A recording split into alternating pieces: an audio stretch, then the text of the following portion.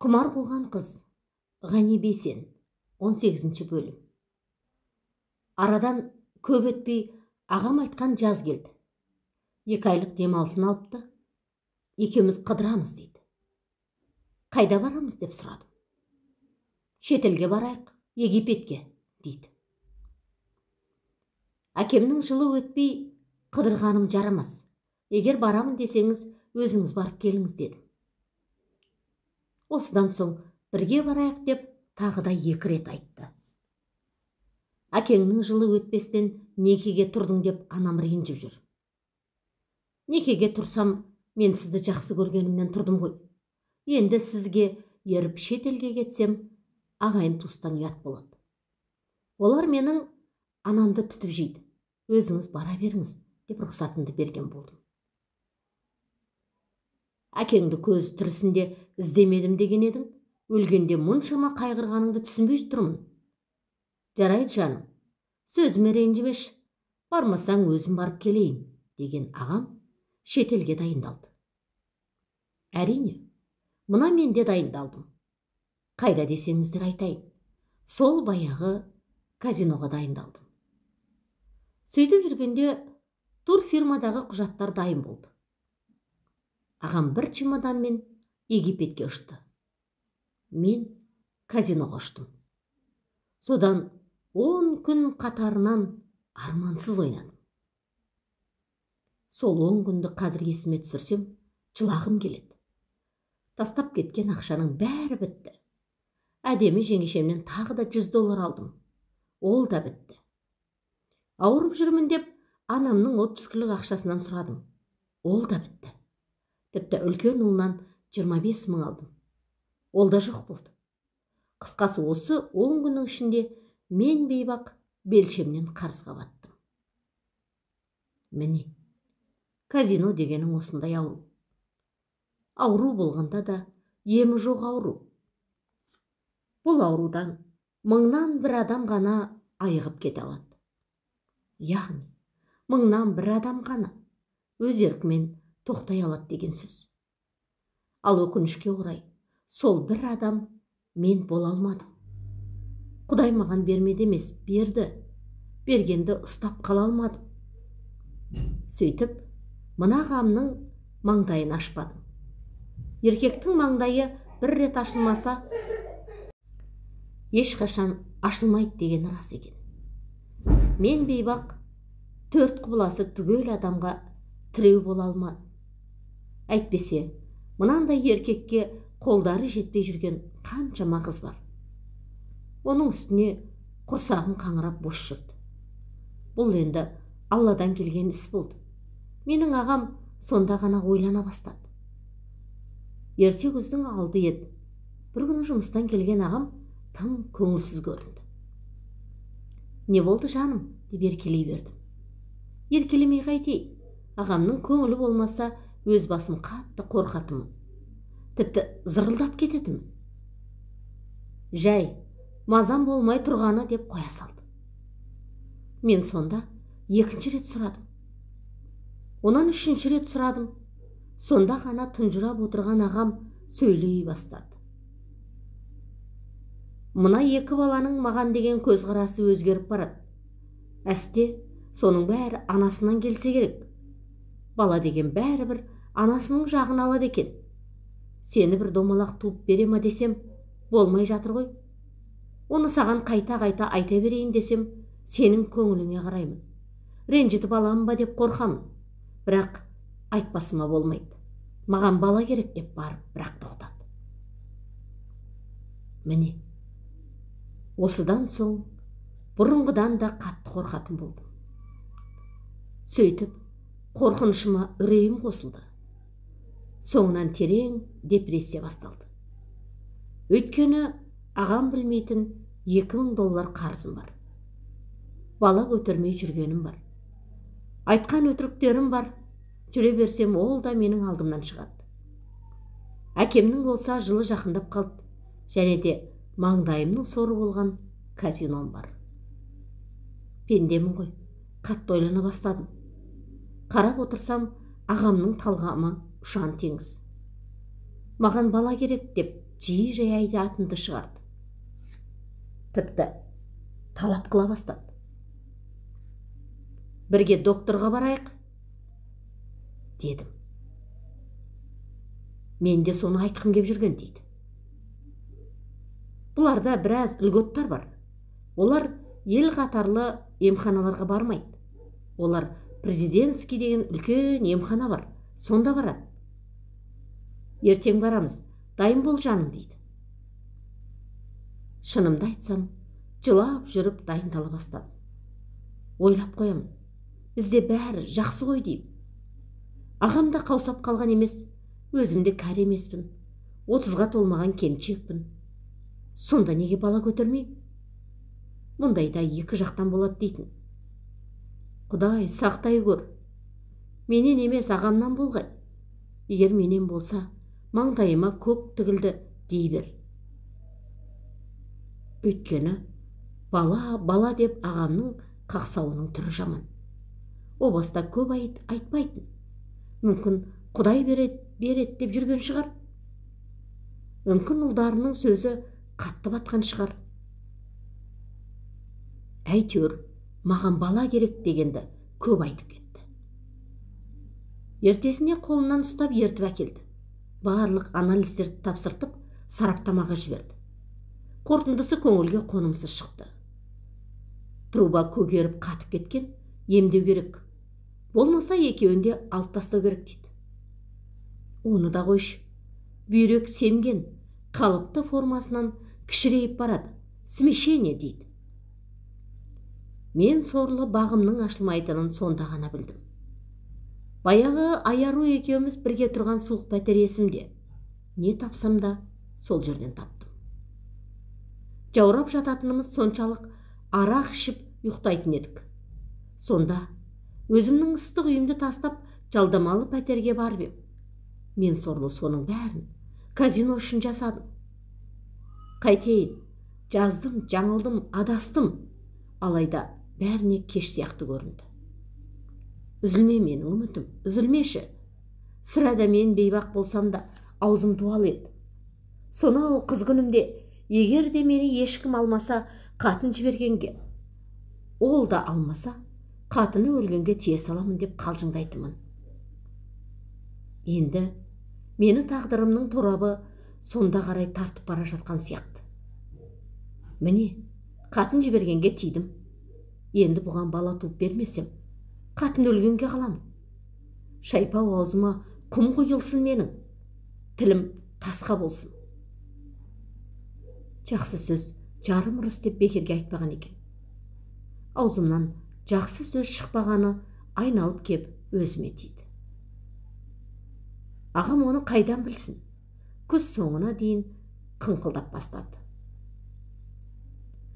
Іштей сезіп те жүрмін. Күндердің бір күнінде қоямыз деп айтатынын біліп те жүрмін. Өйткені оған бала керек. Өзінің белінен өрбіген бала керек. Осылайша бақытты күндерім бір жылға жетпеді. Үндемейтін ағамнан үйдей бәле шығып үдей түсті. Қартайғанда жалғыз қалудан қорыққаны сонша қаһарын төгіп күшке мінді. Бір күні келіп, мына жақта отырасың ба деп кесіп айтты. Әуре болмаңыз, келіспеймін деп қарсы болдым. Ағам құшағына тартып маңдайымнан сүйді, шашымнан иіскеп арқамнан сипады. Сонан соң ғана ашық әңгімеге көшті. Екі баланың мына үйге келмей жүрген білесің бе сен, дейді. Ойлана бастадым. Соңғы 2-3 айда екеуі де төбе көрсетпеген еді.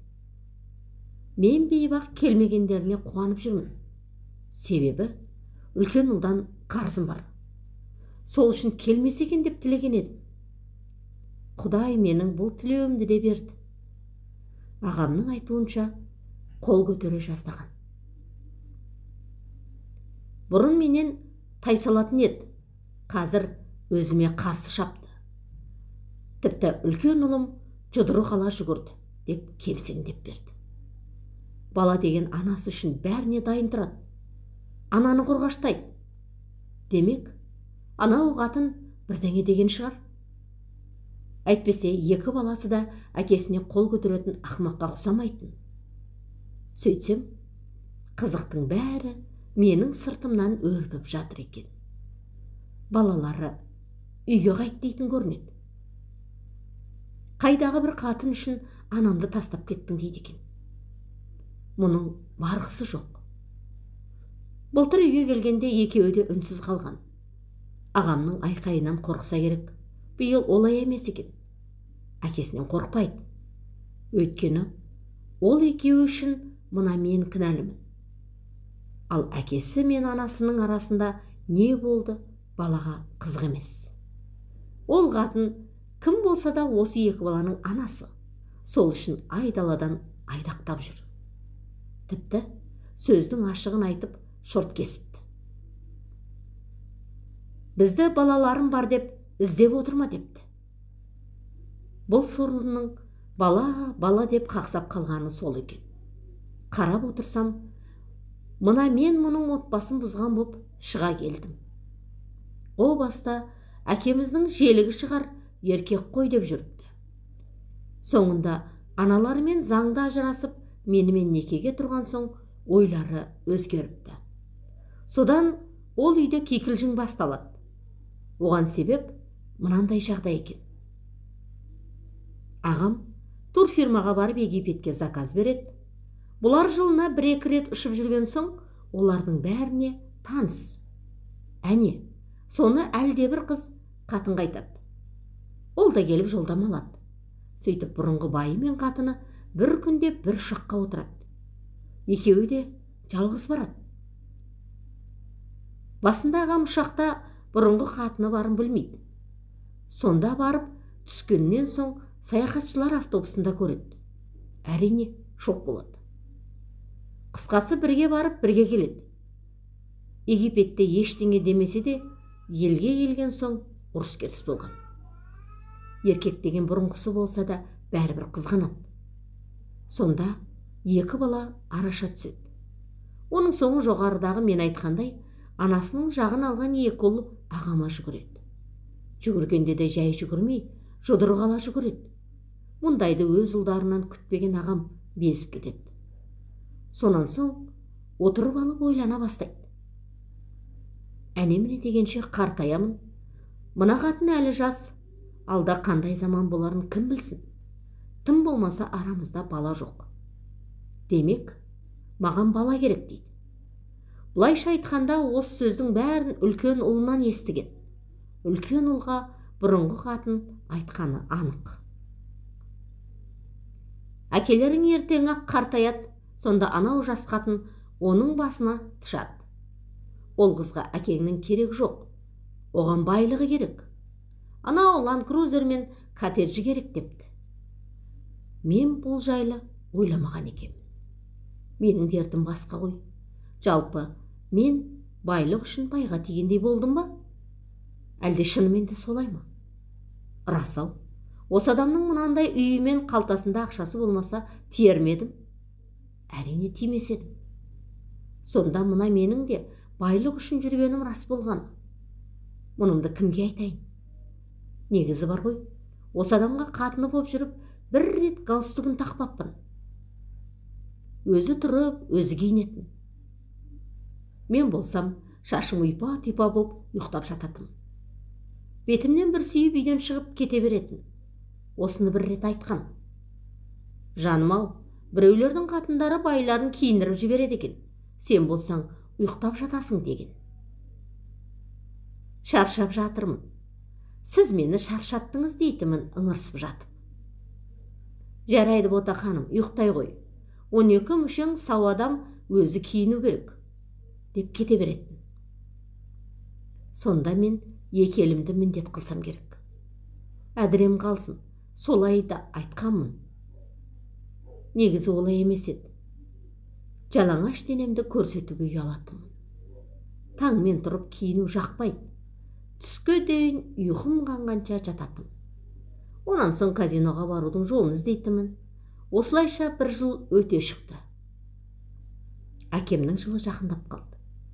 Бұл біздің арамыз алшақтаған кез еді. Сонда бір күні жұмысынан ертерек келген ағам: «Ертең жол жүретін шығарсың?» деп сұрады. «Иә, осы аптаның соңы әкеміздің жылы.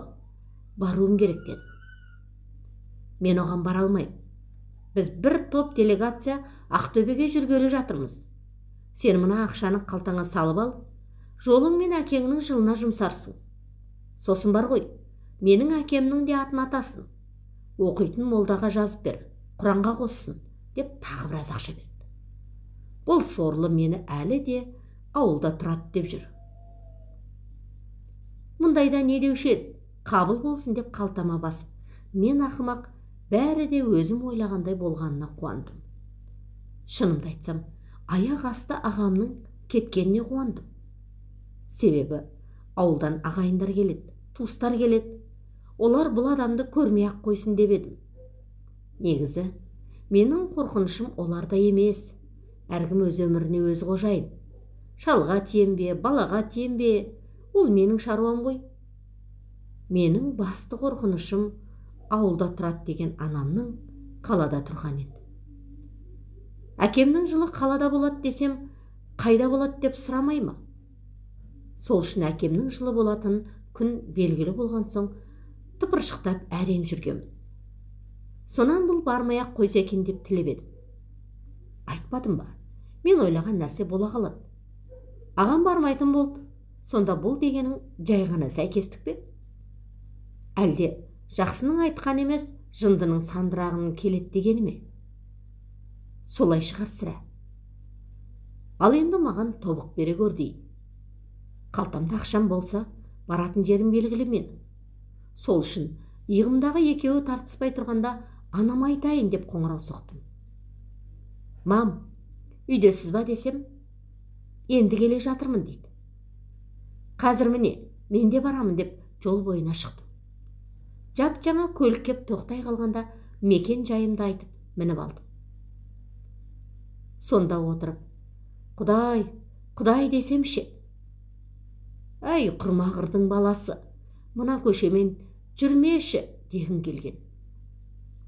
Алайда қазаншының еркі бар, қайдан құлақ шығарса деген Мұңайтпасовқа түсіп кетті. Енді қайтсем екен? Әне, әп сәтте жын ойнақтың ордасының тұсына жетті. Шамдары жарқ-жұрқ етіп мені шақырып жатыр. Тіпті «Келе ғой» деп қол бұлғап тұр. Әй, осы жерден тезірек өтіп кетсек екен. Қарасы батқанша көзімді жұма тұрайыншы. Алайда мұнымнан ештеңе шықпады. Көлігіміз азын-аулақ кептеліске тіреліп, жүрісі өнбеді. Кенеттен екі иығымда отырған екеуі айқайласа бастады. Біріншісі: «Әй, не ағып отырсың? Мына казиноға кір» деп зірк етті. Сол жерде менен ес кетті. «Әй бала, осы жерден тоқтат, мен түсіп қаламын» деп шәңк еттім. «Сіз басқа мекен жайды айттыңыз ғой» дейді. «Онда бармайтын болдым, осы жерден түсемін» дедім. «Бұл жерден тоқтауға болмайды, камера бар» дейді ол маған. «Камераңның ішіне сиейін, тоқтат деген соң тоқтат қане» деп айқайлап жібердім. Сонда қорқып кеткен бала: «Ақшамды толық төлесеңіз түсірейін» дейді көзі жыпылықтап. «Мә ақшаң» деп қолына ұстаттым. Кептелістен әрең қозғалып келе жатқан көлік тоқтай қалды. Атып түсіп казиноға тарттым. Ақшаң болса, казино дегенің жұмақ қой шіркін. Бұл жердің ауасы да, аурасы да бөлек. Мына ақшамен ойнап көрейін. Мүмкін үйіп-төгіп миллион беріп қалар. Солай болып жатса қарыздарымнан құтылар едім. Қашанға ұтыла берейін? Көк жауыр болдым емес пе? Құдай дегенің бар екені рас болса, бір күні болмаса бір күні береді дейтін. Осы күндері сол Құдайыңнан бар болғаны екі-ақ нәрсе сұрап жүрмін. Біріншісі қомақты ақша ұтсам деймін, ол менің өмірімнің соңына дейін жететін болса. Екіншісі бір бала берсе деймін, ол менің өмірімнің мәні болса. Осы екеуінен басқа тілеуім жоқ. Қисынсыз тілектерімді берген Құдай осы екеуіне келгенде сараң ба? Неге бермейді? Неге? Егер беретін болса, тап осы жерде берсін. Мен сорлы сонда үзілме үмітім, үзілме деп күбірлеп ойын үстеліне отырдым. 18-ші бөлімнің соңы, жалғасы бар. Оқыған Гаухар Пердеқұлқызы.